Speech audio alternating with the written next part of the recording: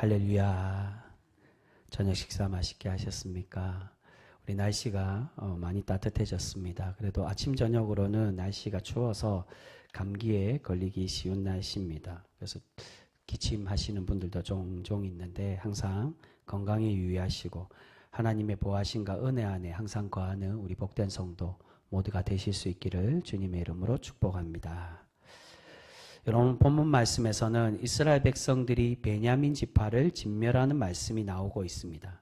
지난 시간에 레위인의 첩이 베냐민 지파에 속한 성읍인 기브아에서 능욕을 당하고 죽게 되는 그런 비극적인 사건이 일어나게 되었습니다.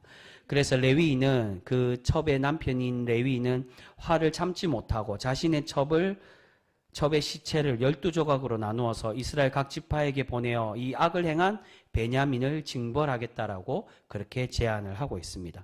오늘 말씀에서 이 레위인의 소집으로 이제 지파들의 대표들과 또한 군사들이 미스바에 모여서 총회를 가지게 되었습니다. 그리고 베냐민을 징벌하기로 그렇게 결의하게 되는데, 처음에는 베냐민 지파에게 이 범죄를 저지른 기브아의 불량배들만 넘겨달라고 요청을 합니다. 그들이 잘못하고 그들이 죄를 지었기 때문입니다. 모든 지파들이 문제가 아니라. 근데 베냐민 지파가 어떻게 하고 있습니까? 그것을 거절하고 있었다는 겁니다.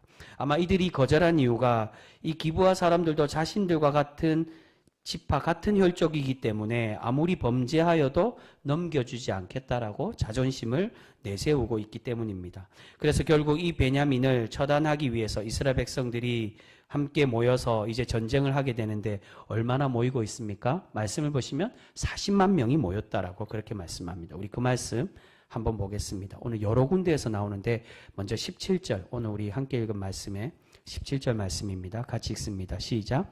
베냐민 자손 외에 이스라엘 사람으로서 칼을 빼는 자의 수는 40만 명이니 다 전사라. 아멘. 계속 40만 명에 대해서 이야기를 합니다. 왜 여러 번 이 얘기를 하느냐? 여러분, 여기서 가장 먼저 이스라엘의 영적인 문제를 우리가 이 인원수로 발견할 수가 있습니다. 여러분, 이전에 사사들이 이스라엘을 구원하기 위해 이방의 나라들이 쳐들어오고 자신들을 괴롭게 했을 때 그들에게서 우리 이스라엘 백성들을 구원하고 또한 그들과 전쟁하기 위해서 군사를 모집했을 때 어떻게 모였습니까? 이 수보다는 많이 모이지 않았다는 겁니다. 가장 큰 전쟁이었던 기드온, 사사 기드온이 백성을 모였을 때 얼마나 모였습니까? 말씀을 보시면 32,000명, 7장에 보시면 32,000명이 모였다라. 지금의 수의 10분의 1도 채 되지 않는 숫자가 모였는데, 근데 지금은 얼마나 모였다고요? 40만 명, 10배가 넘는 인원수 40만 명이 모였다는 겁니다. 정작 나라의 위협이 닥치고 나라를 구해야 될 전쟁에는 얼마 모이지도 않았는데, 지금 개인의 가십거리, 아무리 윤리적인 타락에 관한 일이지만 이렇게 많은 군사가 모여서 논의하고 전쟁을 벌일 만한 일도 아님에도 지금 많은 군사들이 모여서 동족을 처단하는 것에 혈안이 되어 있었다는 겁니다. 적들을 물리치는 데는 소극적이었지만 자기들 안에 만만하게 보고 작은 지파 중에 원래부터 베냐민 지파가 적은 수에 속하는 지파였습니다. 근데 그 만만한 지파를 처단하겠다는 그 일념 하나로 지금 40만 명이나 모여 있었다는 겁니다. 여러분, 이것이 제약된 인간의 모습이라고 할 수 있습니다. 사람은 정의롭고 옳은 일에는 별로 관심이 없습니다. 내가 잘 먹고 잘 사는 일에만 관심이 있지, 정말 공동체를 의롭게 만들고 옳은 일을 하는 것에는, 그것을 논의하는 데는 별로 관심이 없는 경우들이 많이 있다는 겁니다. 하지만 가십거리나 자극적인 일에는 어떻습니까? 서로 헐뜯기 바쁘고 그것에만 사람들이 많이 귀 기울이고 집중을 한다는 겁니다. 최근에 말씀드린 부산의 모 교회의 일이나 또는 서울의 원로 목사님이 계속 설교하는 일로 인해서 다투다가 물러나는 그 일들 모습에서도 마찬가지였습니다. 그 교회 성도들은 그 일들이 뭐가 문제인지, 뭐가 문제냐고 그렇게 얘기하며 죄의식이 없는 것을 보게 됩니다. 또한 뿐만이 아니라 그때 그 교회에서 나온 말들이 다른 교회 사람들이 자꾸 자신의 교회에 대해서 안 좋게 이야기하니까 그것이 듣기 싫다고 빨리 이 일이 끝났으면 좋겠다라고 그런 이야기들을 했다고 합니다. 그 문제를 통해 우리 교회가 회개하고 회심하여 변화되고 더 거룩한 모습으로 나아가고자 노력하는 건 상관없고, 빨리 이 문제가 끝나서 이런 얘기는 안 들었으면 좋겠다. 그것에만 관심이 있다는 겁니다. 여러분, 우리는 자신에게 피해가 없고 자신의 일이 아니면 관심을 갖지 않습니다. 하지만 그러한 모습은 결코 옳은 모습이 아니라는 겁니다. 교회와 나라가 정의롭지 못한 모습으로 흘러가게 된다면 우리는 나라와 교회를 위해 관심 갖고 기도해야만 합니다. 그렇지 않으면 지금 점점 타락해져 가고 있는 이 이스라엘처럼, 타락하고 하나님과 멀어져 가고 있는, 자신이 옳은 대로 행하던 이 이스라엘처럼 결국 변질되고 말게 된다는 것입니다. 여러분, 결국 이스라엘 백성들이 범죄한 베냐민 지파를 처단하기로 결정했는데, 그런데 이 전쟁을 위해서 이스라엘 백성들이 하나님께 누가 먼저 나가서 싸울지에 대해서 지금 질문을 하고 있습니다. 우리 그 말씀 한번 보겠습니다. 18절 말씀입니다. 18절 말씀 같이 읽습니다. 시작. 이스라엘 자손이 일어나 베델에 올라가서 하나님께 여쭈어 이르되 우리 중에 누가 먼저 올라가서 베냐민 자손과 싸우리이까 하니 여호와께서 말씀하시되 유다가 먼저 갈지니라 하시니라. 여러분, 하나님께서는 유다가 올라가라고 대답해 주고 있습니다. 그런데 그 결과가 어떻게 되었습니까? 하나님의 대답을 들었는데 이스라엘 백성들이 하나님의 응답을 듣고 올라갔는데 결국 이 첫 번째 전투에는 패하고 말았다는 겁니다. 우리 20절과 21절 말씀입니다. 20절에서 21절 그 결과에 대한 말씀입니다. 같이 읽습니다. 시작. 이스라엘 사람이 나가 베냐민과 싸우려고 전열을 갖추고 기브아에서 그들과 싸우고자 하매 베냐민 자손이 기브아에서 나와서 당일에 이스라엘 사람 2만 2천 명을 땅에 엎드려 드렸으나, 여러분, 첫 전투에서 이스라엘이 패하여서 2만 2천 명이 죽고 말았다는 것입니다. 여러분, 분명 앞에 18절에 조금 전에 읽은 18절 말씀에 하나님께서 유다가 먼저 올라가서 싸우라고 말씀해 주셨는데 왜 이스라엘이 이렇게 베냐민에게 패하고 말았을까요? 이유가 무엇이겠습니까? 그것은 이스라엘은 하나님의 뜻과 그 중심의 마음은 관심이 없고 그것이 중요한 것이 아니라 하나님의 뜻을 자신의 욕망을 위해서 도구로만 사용하고 있었다는 겁니다. 여러분, 18절에 보시면 이스라엘이 어떻게 기도를 하고 있습니까? 누가 먼저 올라가서 싸울지를 묻고 있다는 겁니다. 지금 베냐민과 싸워야 하는지 싸우지 말아야 되는 건지, 무엇이 하나님의 참된 정의이고 하나님의 뜻인지를 묻는 게 아니라 어떻게 묻고 있다고요? 싸우는 건 당연한 기정사실로 정해놓고 이미 답은 자기들이 정해놓고 누가 싸울지만 하나님께 묻고 있었다는 겁니다. 여러분, 지금 이스라엘은 계속 자신들의 소견에 옳은 대로 행동하고 그렇게 기도를 하고 있습니다. 하나님께서 이 전쟁을 정말로 원하시는지는 관심도 없고 자신들이 화가 나니까 자신들의 개인 감정에 옳은 대로 베냐민과 싸우려고 하고 있었고, 그 결정에 하나님의 뜻을 맞추어 달라고, 우리가 결정했으니, 우리가 정했으니 하나님이 우리의 뜻에 맞춰 달라고 그렇게 하나님께 보채고 요구를 하고 있는 것입니다. 그런데 두 번째 전투에 보시면 이제 이스라엘이 하나님께 기도할 때 눈물을 흘리며 이제서야 하나님께 유무를 묻고 있습니다. 싸우러 갈지 말지. 우리 그 말씀 보겠습니다. 23절입니다. 두 번째 전투에 관한 겁니다. 23절 같이 읽습니다. 시작. 이스라엘 자손이 올라가 여호와 앞에서 저물도록 울며 여호와께 여쭈어 이르되 내가 다시 나가서 내 형제 베냐민 자손과 싸우리이까 하니 여호와께서 말씀하시되 올라가서 치라 하시니라. 여러분, 이번에는 앞에 질문과는 다르게 답을 정해놓고 묻는 것이 아니라 이스라엘 사람 백성들이 하나님께 싸워도 되는지 질문을 하고 있습니다. 이 질문에 하나님은 다시 한 번 더 올라가서 싸우라고 대답해 주시는데, 근데 또한 결과가 어떻게 되고 있습니까? 또 패하고 말았다는 겁니다. 두 번째 전쟁도 패하게 되는데 그 말씀 이어서 나오는 24절과 25절입니다. 같이 읽습니다. 시작. 그 이튿날에 이스라엘 자손이 베냐민 자손을 치러 나가매 베냐민도 그 이튿날에 기브아에서 그들을 치러 나와서 다시 이스라엘 자손 18,000명을 땅에 엎드려뜨렸으니 다 칼을 빼는 자였더라. 계속 칼을 빼는 자에 대한, 전사에 대한 이야기하는 것은 훈련된 그런 군사였다는 겁니다. 근데 그렇게 훈련된 군사로 나가고 준비되었지만 어떻게 했다는 겁니까? 패하도록 하나님이 만드셨다는 겁니다. 또다시 이스라엘은 베냐민 지파에게 패해서 18,000명이 죽고 많은 그런 비참한 이 패배를 맞이하게 됐습니다. 여러분, 이번에는 하나님께 싸울지 말지를 분명히 묻고 나갔는데도 왜 패하고 말았을까요? 그것은 하나님께 이미 앞에서와 마찬가지로 이미 답을 정해놓고 하나님께 질문하고 있었다는 겁니다. 여러분, 하나님은 지금 이스라엘이 어떻게 하기를 바라고 계신다는 겁니까? 베냐민과 전쟁하기를 원치 않고 계시는 것입니다. 하나님은 동족끼리 싸우거나 다투지 말라라고 분명히 말씀하셨습니다. 그것이 하나님의 뜻이라는 겁니다. 물론 기브아의 이 제약에 대해서 분명히 책임을 묻고 심판은 해야 됩니다. 하지만 이렇게 감정적으로 군사를 동원해서 한 레위인 혼자가 많은 사람들을 자극시키고 동원해서 나를 위해서 내가 이 억울함을 당했으니까 이제 저 사람들을 모두 다 진멸해버려야 된다라고 그렇게 잔인한 전쟁을 하기라고 하나님께서 과연 원하시느냐? 그렇지가 않았다는 겁니다. 여러분, 하나님께서 이런 문제를 심판하고 판결하기 위해 누구를 보내주셨습니까?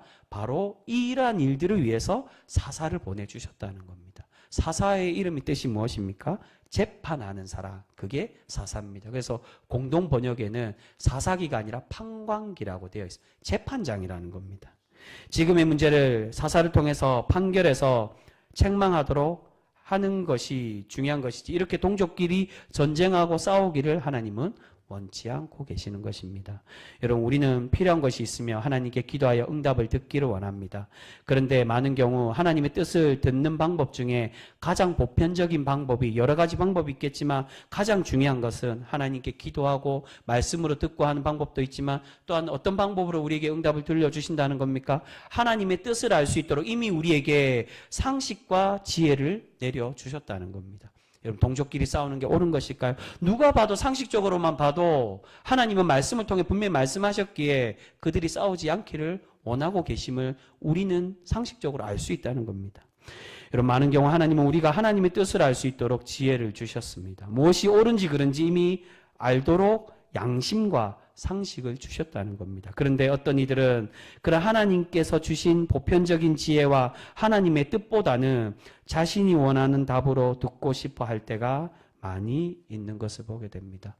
그래서 많은 경우 하나님의 뜻을 구하기 위해서 어떻게 합니까? 성경 기도해갖고 성경책을 딱 펼쳐서 그 내 마음에 감동이 오면 이게 하나님의 뜻이구나라고 점을 치듯이 제비 뽑듯이 그렇게 하는 사람들이 종종 있다는 겁니다. 이게 신앙서적에 굉장히 많이 나옵니다. 유명한 이야기가 있죠. 어떤 사람이 하나님의 뜻이 뭔가 기도를 하다가 책을 탁 펼치니까 가룟 유다가 목매어 죽었더라. 이 말씀은 하나님이 내 보고 자살하라는 얘기인가? 다시 기도해갖고 탁 펼치니까 어서 속히 가서 행하라. 이 말씀은 이게 정말 나를 죽으라는 얘기인가? 여러분, 정말 자신이 자살해라는 그런 뜻으로 하나님이 주신 것일까요?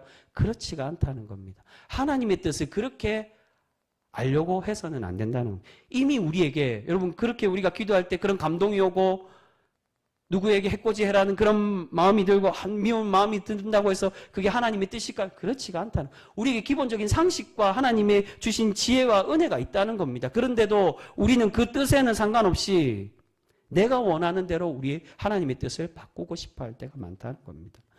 여러분, 지금 혹시 우리가 기도하면서 이미 답을 정해놓고, 지금 이스라엘과 같이 답을 정해놓고 기도하고 있지는 않습니까?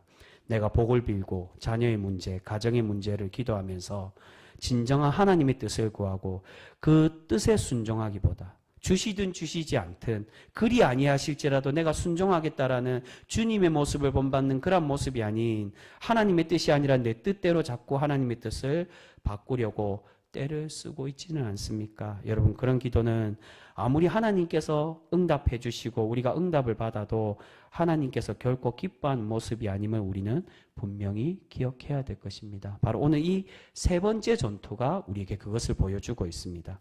이제 이스라엘은 두 번의 실패 이후에 언약궤를 가지고 와서 제사장을 통해 제사를 드리고 금식을 하면서 하나님께 다시금 기도를 하고 있습니다. 여러분, 결국 이 모습이 무엇을 보여주는 겁니까? 이미 이스라엘은 자신의 뜻이 정해져 있다는 것을 의미합니다. 여러분, 앞에 하나님께서 두 번에 패하게 하셨다는 건 뭘 의미하는 겁니까? 전쟁하지 말라는 겁니다. 하나님이 그렇게 말씀하실 거야, 너 나가봐 라고 말씀하셨어도 그 의미는 너가 동족과 싸우는 거 내가 원치 않는다는 거 이미 보여주셨다는 겁니다. 근데 이스라엘 백성들은 어떻게 하기를 원하는 겁니까? 그것에 순종하기보다 자신의 고집대로 끝까지 하나님이 들어주실 때까지 그것을 매달리고 요구하고 있다는 겁니다. 이스라엘은 다시 언약궤를 가지고 와서 하나님께 무엇이 하나님의 뜻이냐고 질문을 하며 그것이 이스라엘이 이길 때까지 포기하지 않겠다라고 지금 고집을 부리고 있습니다. 여러분, 지금 언약궤를 가지고 오는 모습이 무엇과 많이 닮아 있습니까? 바로 사무엘상 4장에 나오는 블레셋과 전쟁할 때 엘리 제사장과 그의 아들들이 회개와 순종 없이 언약궤만을 의지했던 그 부패한 이스라엘 모습과 닮아 있다는 겁니다. 하나님의 임재를 상징하는 언약궤를 가져오는 게 중요한 게 아니라 무엇이 중요하다고요? 하나님의 뜻을 우리가 구하고 그것에 순종하는 모습. 하나님은 우리에게 그것을 원하는 거지. 하나님의 신비한 은혜를 경험하고 그 뜻을 찾고 그것에 우리가 구하고 그것에 집중하는 그것을 원하는 게 아니라는 겁니다. 지금 이스라엘은 여전히 하나님을 자신의 뜻을 이루기 위한 도구로만 사용하고 있는 것을 볼 수 있습니다. 이렇게 떼쓰고 있는 이스라엘에게 결국 하나님께서는 이 세 번째 전투에서 그들이 원하는 대로 그들의 바람대로 들어주시고 베냐민을 이길 수 있도록 만들어주시긴 하지만 이후에 어떻게 됩니까? 이제 다음 장에 나오는 일들의 이 결과에 대한 이 베냐민을 징벌한 것에 대한 책임을 이스라엘이 지도록 그렇게 만들고 계시는 것을 볼 수 있습니다. 다음 장에 이스라엘이 베냐민을 600명만 남기게 되고 모두 죽이고 나니 그제서야 후회를 하게 됩니다. 이렇게 모두 죽이고 나니까 한 지파가 없어질까 봐 걱정이 되어서 이들이 사라지지 않도록 결혼을 시켜 동족을 이어갈 수 있도록 만드는데 어떻게 이어갑니까? 어떤 방법을 사용합니까? 불법한 방법으로 사용한다는 겁니다. 이방의 사람들을 징벌해서 그들에게 여자를 빼앗아서 데리고 오고 그리고 나머지 모자라는 수를 다른 함께 이 전쟁에 참여하진 길란 야베스 지역의 사람들이 참여하지 않습니다. 그 사람들에게 절기가 되었을 때 몰래 가서 뺏어 오라고 그렇게 불법을 시키고 있다는 겁니다. 여러분, 오늘 하나님께서는 우리 자신이 우리 삶의 주인이 되고 왕이 되어서 하나님께서 원하시는 뜻은 상관없이 자신이 원하는 대로 자신의 뜻만을 관철시키려는 모습을 아름답게 보시지 않으시면 우리에게 말씀하고 계십니다. 여러분, 혹여 오늘 이스라엘의 이런 철없는 모습이 우리의 신앙의 모습들은 혹여 아니십니까?